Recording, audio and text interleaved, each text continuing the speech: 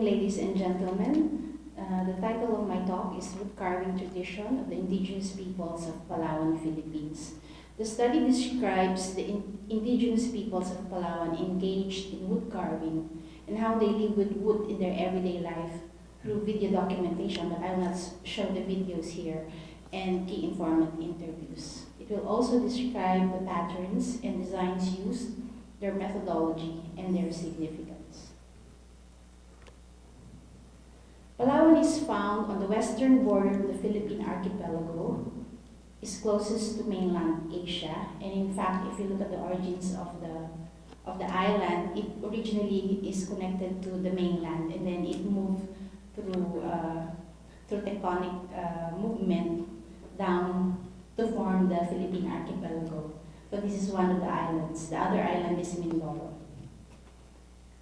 So being closest to the mainland Asia, it is believed to have received the earliest wave of human inhabitants from the eastern edge of the Asian continent and its adjacent seas. Prehistorians and naturalists consider Palawan as having been crucial not only during the Ice Age of the Pleistocene, where the sea level was lower, but also during the Paleolithic and Neolithic times. Okay. So this is one portion. I will show you where this portion is in the western side of the Palawan Island. I'd like you to look at the island or the strip there on the right side. This is a very interesting mound or portion of the landscape because this is where the Tabon Cave is located. Okay. So the Tabon Cave is dated from around 1500 BC. And prehistoric man lived in that cave. So the archaeological diggings initially conducted in 1970 by Robert Fox and the staff of the National Museum of the Philippines discovered this tabon and its nearby limestone caves revealed the presence of humans through their tools as far back as about 30,000 BC. So this is an example of the earthen jar that was found in one of those caves. This is called the Manunggul jar, and it is considered a national cultural treasure. Okay, and it is dated at about 1,500 years back. The one on the lower right is an example for wood carving done by the indigenous peoples, and if you will see, it is a replica, but this one is made of wood. The one on the left is a ceramic jar. So in more recent years, the caves became burial sites. So the Manunggul cave provided the most beautiful testimony of jar burial. This practice has not been in use for centuries, and the earliest archaeological evidence of ground burial known in Palawan to this day dates from the 13th century. So if we will look at Palawan, you will see that the island features mostly rugged mountains. So this is part of the protected landscape of Mount Matalingahan. And karst or limestone islands.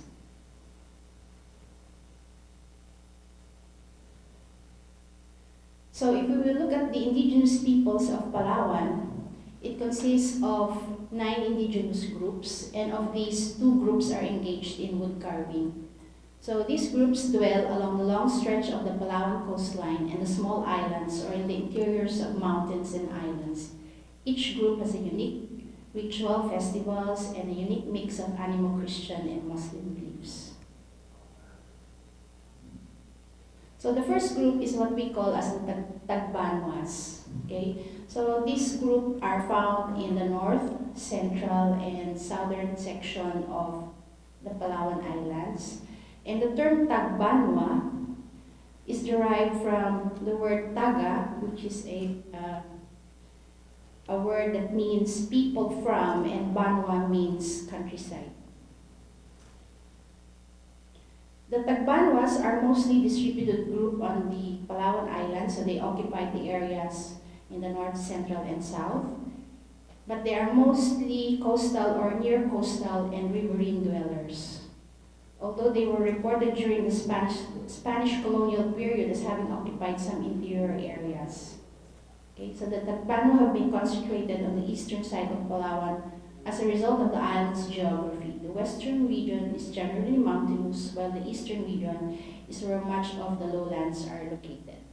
Okay, so these are just some of the dance rituals done by the Tagbanwas and some of the baskets that are made by the indigenous people. Now let's look at the wood carvings. These are votive animal and bird figures. Okay, so the blackened wood carvings of animals with simple etched or incised features exposing the original white grain of the wood are the most well-known examples of Tagbanwa wood carving or sculpture. So these are available when you go to Palawan, and these are most of the ornaments or materials that are usually bought by tourists because they are small and very handy. Okay. And I will describe later the process of how these wood carvings are made. Anyway, so aside from the Tagbanwas, the other group is what we call as the Palawenyo or the Palawan, okay? And that star there at the bottom shows you the general location of the Palawan group. So this is the other group of indigenous people that are doing wood carving.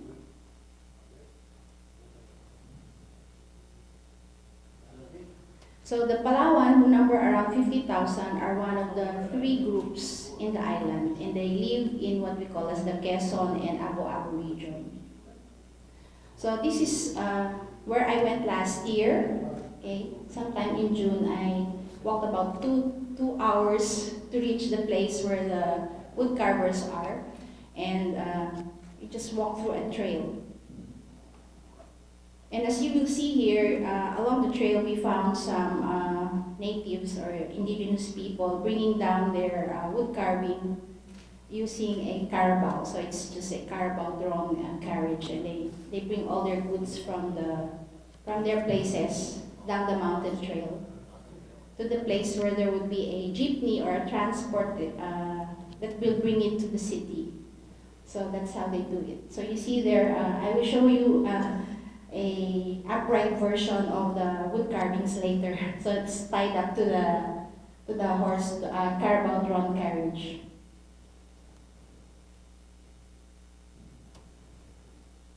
Okay. Most of them are engaged in rice farming. So this is an upland rice farm, and you will see that women are usually the ones who do the weeding.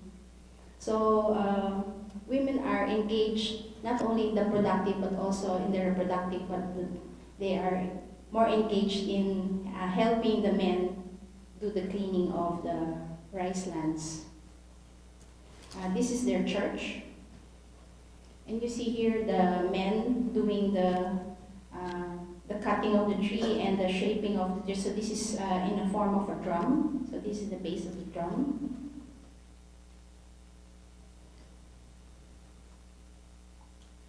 And this is one group of wood carver families in the place where we went last year. Now, aside from the wood carving, they also make these rice makers, rain makers. So there are rice grains inside the bamboo, and then it makes the sound of rain, pattering rain. So the women are the ones who do this. So remember those blackened objects that I showed you later. So I'm now going to describe to you the process by which they do this. So they use the leaves of a vine, okay, and this exudes a sticky substance. So they do this by burning an old tire, okay, and then they expose the material with the smoke, and then they rub this vine on the object. Okay, so it contributes to the blackening of the object. So that's what they do. So there's the old tire, and then there's this. Those are the leaves that are being crushed and rubbed onto the object. So after this, again, the women. There are men who carve, but the women also now do the designs on the blackened objects. Now, if they have a bit of money to spare, instead of blackening it, they use this this one. So this is black coal tar. They apply this on the objects instead of using the pyrographic technique or the burning technique. And these are the women wood carvers. So she's applying a design on the base of a small drum. So they're going to put a piece of skin on top of it, and they will sell these drums. So the other part of the research is to actually record the designs that are applied on these objects. So based on my interview, there are about 50 designs, but I've only recorded a few so far. So this is a continuing project. So these are the technical or the local language terms that they use to describe the designs that are applied on the objects. Bundok, bundok. So because it looks like a mountain, bundok means mountain. Okay, sakit, sakit. So you see those curves.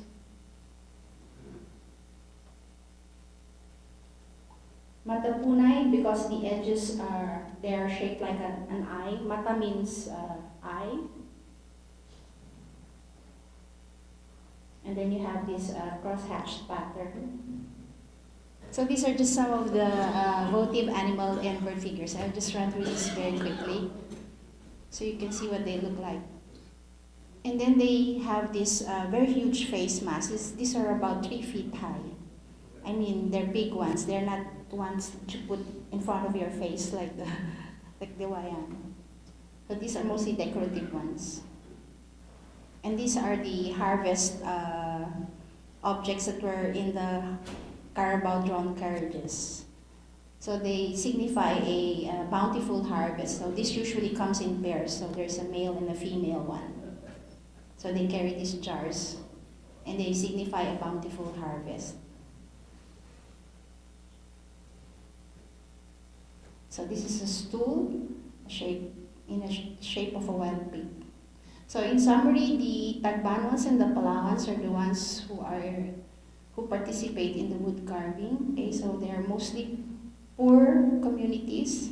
They are mostly engaged in farming. Okay, and then as I said, the women, there are multiple burdens for women. So they are engaged in both the productive and the reproductive aspects of their life. So in summary, the native animals such as lizards, roosters, hornbills, etc. are used as votive or offerings. They also make wood carvings in the form of paddles or oars, wooden receptacles, and then also human forms are made, and also tables, chairs, and reliefs of human faces. So I'd just like to quote St. Francis Assisi, who says, "He who works with his hands is a laborer. He who works with his hands and head is a craftsman. And he who works with his hands, head, and heart is an artist." So I would say all of these indigenous people are artists. Thank you very much.